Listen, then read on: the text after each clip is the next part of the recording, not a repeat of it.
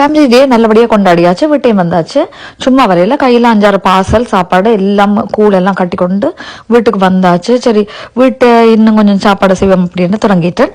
என்ன செய்ய போறேன்னுடா பீஃபோட இதயத்தில் ஒரு பொரியல் செய்ய போறேன்.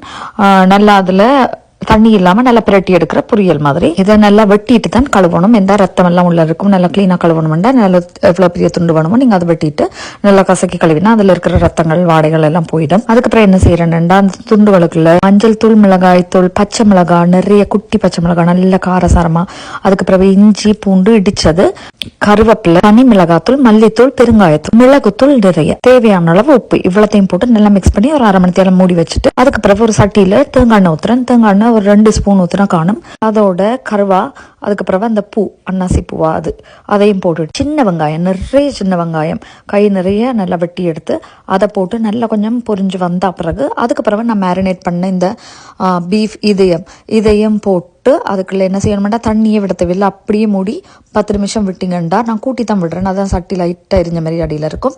என்னடா டைம் இல்லை, லேட் ஆகுது, நாளைக்கு ஸ்கூலுக்கு போகணும் பிள்ளைகள், அதுக்குள்ளே சாப்பாடு கொடுத்து படுக்க வைக்கணும். அதெல்லாம் நான் கூட்டி விட கீழே அடிப்பிடிச்சிடும். நீங்கள் டைம் இருந்தால் கொஞ்சம் குறைச்சி விடலாம். கூட்டி விட்டு டக்குன்னு செய்யணும்னு செய்கிறேன். அதை அப்படியே 10 நிமிஷம் மூடி வச்சுக்கண்டா அந்த தண்ணி எல்லாம் அதில் வெளியில வந்து அதை அவிய தொடங்கிடும். அதில் அவிச்ச பிறகு என்ன செய்யணும்டா திருப்பி இறக்குறதுக்கு முதல் நிறைய கருவேப்பிலையும் மிளகுத்தூளும் போட்டு இறக்குங்க.